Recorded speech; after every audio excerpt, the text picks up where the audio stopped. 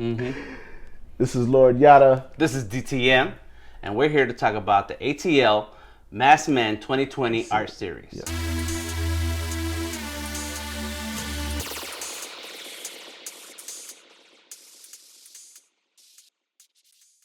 All right, rounding up my list for ATL Masked Men 2020 is actually the person who first helped inspire the whole show. He's one of my friends who came and got tattooed, and had asked, because of some work he had seen me spoke about earlier on some skateboards, he wanted me to turn his face into a mask style. And upon doing that, light bulb went off, and I was like, I might have something here. And the desire to do more was in my mind, but it was kind of in the back of my mind. And then some months later, some guy I don't know in California reached out to me and asked me to do the same thing so he can get his face tattooed on him, but in that same style. So he commissioned me to draw the picture of him, and I sent it to him, and he was supposed to get it tattooed. But anyways, this guy Hasan is we call his piece, I call this piece Supreme Words. He's not from here originally, but he had a rap group here with another brother named Jabad, who goes by Rockmos, who's a DJ. They had a group called MCs. They used to rap down here. Okay. So, he has some influence in the music culture down here, but the main reason I chose him because he's the one that sparked the whole idea to do this series. I appreciate you for that. But he's a good cat. He's been supporting my work. He's also an artist himself. He draws. I know when he can, but sometimes he'll shoot me a picture and say, "Check this shit out." But which is cool. Supreme Words, real cool cat. The inspiration for the Masked Men series. I appreciate you supporting my artwork. Yeah, he's one of the kind of people that's pushing your boundaries. Right. You try something out. You try something. You're like, man, that's cool. I could try that. You try to do something like you said about the skateboards, that you don't want to be like every other artist, so you want to put a little twist on it. Right. But then there are people around you who recognize the greatness, like, oh snap. Right. And now they're pushing you to do more. And you're like, okay, well now I somehow created a new lane. Yeah. And I'm going to try this stuff out. And he's the kind of people, and that's the kind of people you need in your life, who love your work, appreciate and value the work that you create, but then also add a little spark or two, and next thing you know, you're going off on something else. And there it is. Yeah, I like that. Just ask me all about this show, well, and I'll tell you. Right. And one thing I got to point out for this show that we did is that, I came up with the idea, but me and Dan hadn't worked together on this level in many years. So even to the day of the art show, it was kind of a reunion in a sense, because a lot of faces we hadn't seen in a long time came out to share that moment with us. And even in the process, I bought all the wood. We did all the measurements. We cut out the faces. We made the frames. You know what I'm saying? Which was definitely a new experience for you. Yeah.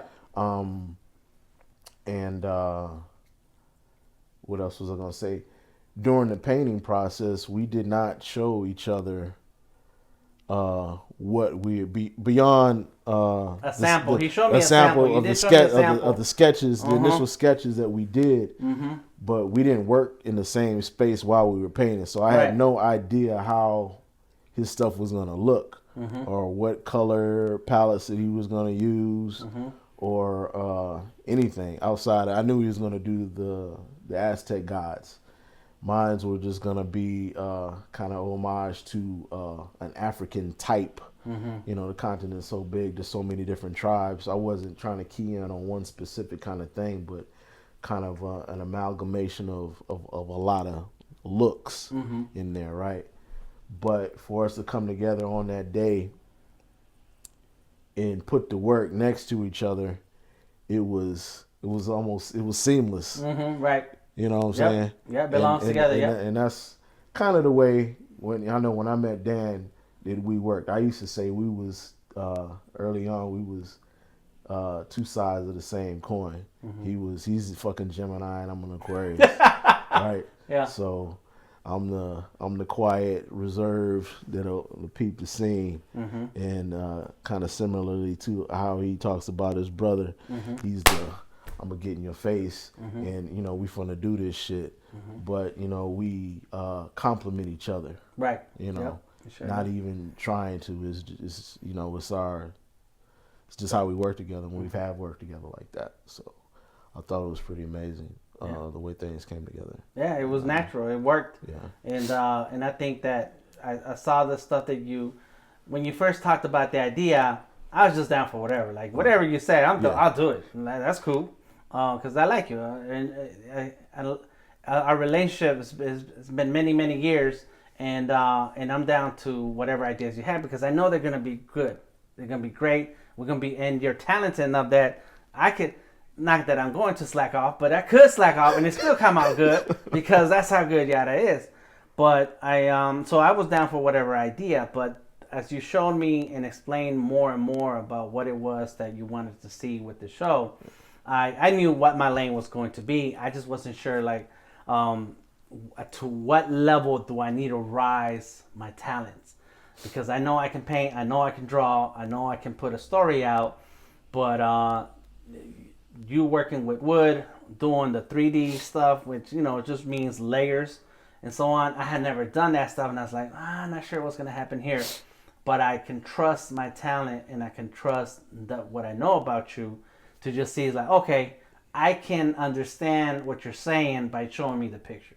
You're showing me something, I can understand you because we've been around and each other long enough that I know your language and know what you're saying, and it's like, okay, cool, I can do my thing while still keeping in line with the message and the overall picture of what this is about. Right. And it was cool. Yeah, we didn't work together.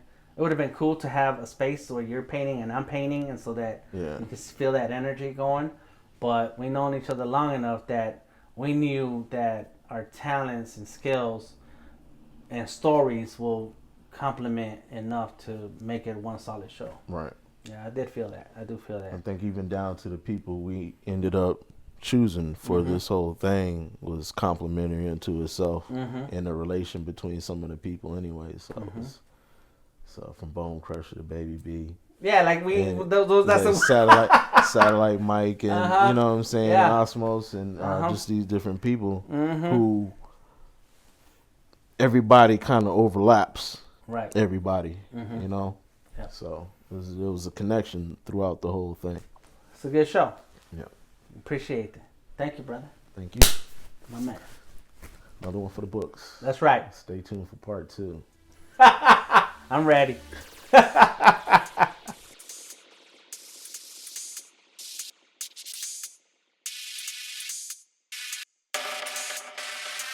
go in, nigga. Come on.